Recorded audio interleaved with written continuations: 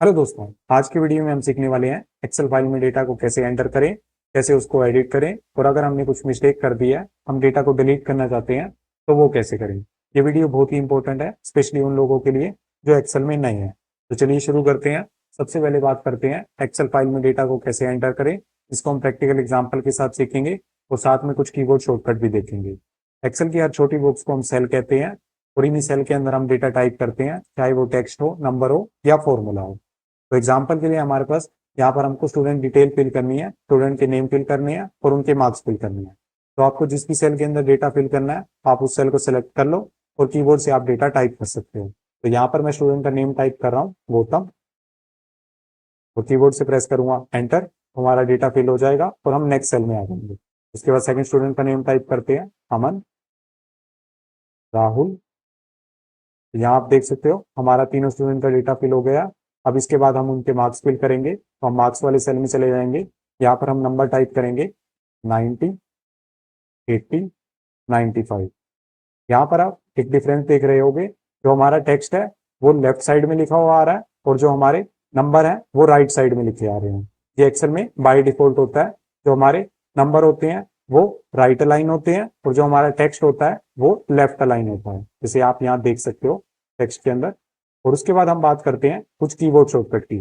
जैसे अगर हम सेल में टाइप करते हैं एक नंबर 75 और कीबोर्ड से प्रेस करते हैं एंटर, तो हम नेक्स्ट सेल में चले जाते हैं। और अगर हम कीबोर्ड से प्रेस करेंगे शिफ्ट प्लस एंटर, तो हम उससे ऊपर वाले सेल में चले जाएंगे। जैसे एग्जांपल के लिए यहाँ पर मैं एक मार्क्स टाइप करता हूँ 85 और कीबोर्ड से मैं प्रेस कर रहा हूँ शिफ्ट प्लस एंटर, तो यहाँ आप देखोगे हम उससे ऊपर वाले सेल में चले गए। और अब मैं आपको बताता हूँ कि अगर हमको राइट वाले सेल में जाना है तो उसके लिए हम टैब की का यूज कर सकते हैं। जैसे यहाँ पर मैं मार्क्स टाइप कर रहा हूँ 70 और अब कीबोर्ड से प्रेस कर रहा हूँ टैब की, तो यहाँ आप देख सकते हो हम राइट वाले सेल में चले गए। अगर हम लेफ्ट वाले सेल में जाना चाहते हैं तो उसके लिए हम शिफ्ट प्लस टैब का यूज कर सकते हैं। जैसे एग्जांपल के लिए यहाँ पर मैं मार्क्स टाइप कर रहा हूँ 65 और कीबोर्ड से प्रेस कर रहा हूँ शिफ्ट प्लस टैब, तो यहाँ आप देख सकते हो हम लेफ्ट वाली सेल में चले गए। तो यहाँ पर ये चारों बातें लिखी हुई हैं, आप इसको रीड कर सकते हो। जब हम एंटर प्रेस करते हैं तो हम नेक्स्ट सेल में चले जाते हैं, टैब प्रेस करते हैं तो राइट वाले सेल में चले जाते हैं और शिफ्ट प्लस एंटर प्रेस करते हैं तो अप सेल में चले जाते हैं, उससे ऊपर वाले सेल में चले जाते हैं। और अगर शिफ्ट प्लस टैब प्रेस करते हैं तो हम लेफ्ट वाले सेल में चले जाते हैं। अब उसके बाद बात करते हैं अगर हमको डेटा को एडिट करना है। जैसे मान लो अगर हमने किसी स्टूडेंट के मार्क्स गलत टाइप कर दिया है और अब हम उसके मार्क्स अपडेट करना चाहते हैं, मतलब डेटा को एडिट करना चाहते हैं, तो उसके लिए हमारे पास 3 मेथड है। सबसे पहला मेथड डबल क्लिक।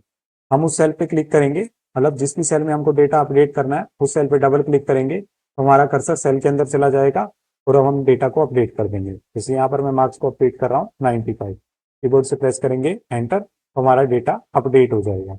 और सेकंड मेथड है, आप फॉर्मूला बार में जाकर भी डेटा को एडिट कर सकते हो। आप उस सेल को सिलेक्ट कर लो जिसका डेटा आपको अपडेट करना है और उसके बाद आप फॉर्मूला बार में चले जाओ, यहाँ पर प्रीवियस डेटा को रिमूव कर दो और नया डेटा आप यहाँ पर टाइप कर सकते हो।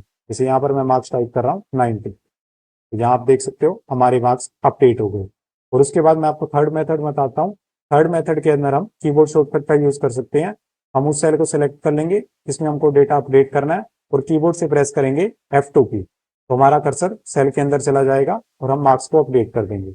यहाँ पर हम कर देते हैं 85, एंटर प्रेस करते हैं तो यहाँ आप देख सकते हो हमारे मार्क्स अपडेट हो गए हैं। अगर कुछ स्टूडेंट की F2 की वर्क नहीं कर रही तो वो कीबोर्ड से प्रेस कर सकते हैं F1 प्लस F2 की, तो उनका कर्सर सेल में चला जाएगा। और उसके बाद हम बात करते हैं अगर हमको डेटा को रिमूव करना है या डिलीट करना है तो वो कैसे करें। तो उसके लिए हमारे पास दो मेथड है, delete method and clear method. तो सबसे पहले हम इन दोनों के डिफरेंस को समझ लेते हैं। सबसे पहले हम बात करते हैं डिलीट मेथड की। डिलीट मेथड हमारे सिर्फ कंटेंट को डिलीट करता है पर फॉर्मेटिंग को डिलीट नहीं करता। एग्जाम्पल के लिए अगर हमारा सेल में कुछ कंटेंट लिखा हुआ है, नेम लिखा हुआ है, तो उसको डिलीट कर देगा, पर जो उसकी फॉर्मेटिंग होगी, बैकग्राउंड कलर होगा, उसको डिलीट नहीं करेगा। पर जो हमारा क्लियर मेथड होता है वो कंटेंट को भी डिलीट कर देता है और फॉर्मेटिंग को भी डिलीट कर देता है। और क्लियर के अंदर हमको दो ऑप्शन और भी मिलते हैं जिससे हम क्लियर कंटेंट भी कर सकते हैं और क्लियर फॉर्मेट भी कर सकते हैं। मतलब इन दोनों में से अगर एक चीज करना चाहते हैं तो वो भी कर सकते हैं। तो मैं आपको इन दोनों का प्रैक्टिकल यूज दिखाता हूँ, डिलीट का भी क्लियर का भी।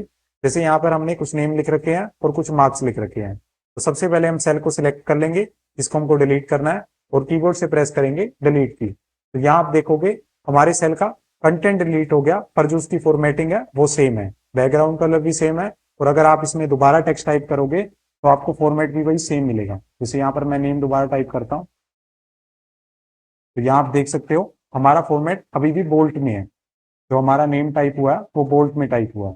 तो अगर हम फॉर्मेटिंग को भी डिलीट करना चाहते हैं तो उसके लिए हम क्लियर का यूज करते हैं। जैसे वो मैं आपको नीचे वाले सेल में करके दिखाता हूँ। उसके लिए हम होम टैब में जाएंगे, होम टैब के अंदर हम एडिटिंग ग्रुप में आएंगे, एडिटिंग ग्रुप में हम क्लियर पे क्लिक करेंगे तो यहाँ पर हमको तीन ऑप्शन मिल जाएंगे, क्लियर ऑल, क्लियर फॉर्मेट और क्लियर कंटेंट। तो मैं आपको स्टेप बाय स्टेप सबका यूज दिखाता हूँ। सबसे पहले हम यूज देखते हैं क्लियर ऑल का। जब हम क्लियर ऑल पे क्लिक करते हैं तो हमारा डेटा भी रिमूव हो जाता है और हमारी फॉर्मेटिंग भी रिमूव हो जाती है। और उसके बाद हम बात करते हैं क्लियर फॉर्मेट की। हम सेल को सिलेक्ट कर लेंगे और उसके बाद क्लियर पे क्लिक करेंगे और यहाँ से क्लियर फॉर्मेट पे क्लिक करेंगे। तो यहाँ आप देख सकते हो हमारा सेल का कंटेंट तो अवेलेबल है, पर जो इसकी फॉर्मेटिंग थी और बैकग्राउंड कलर था वो डिलीट हो चुका है। और उसके बाद हम बात करते हैं क्लियर कंटेंट की। इसमें हमारा डेटा डिलीट हो जाएगा पर फॉर्मेटिंग सेम रहेगी। तो उसके लिए हम क्लियर पे क्लिक करते हैं और यहाँ से क्लियर कंटेंट पे क्लिक करते हैं। यहाँ आप देख सकते हो हमारा डेटा डिलीट हो गया पर जो हमारी फॉर्मेटिंग है वो सेम है। तो आज के वीडियो में हमने सीखा कि एक्सेल फाइल में डेटा को कैसे एंटर करें, कैसे उसको एडिट करें, और अगर कुछ मिस्टेक हो जाती है, अगर हमको डेटा डिलीट करना है तो उसको डिलीट कैसे करें। तो अगर ये वीडियो आपको पसंद आया तो लाइक करें, चैनल को सब्सक्राइब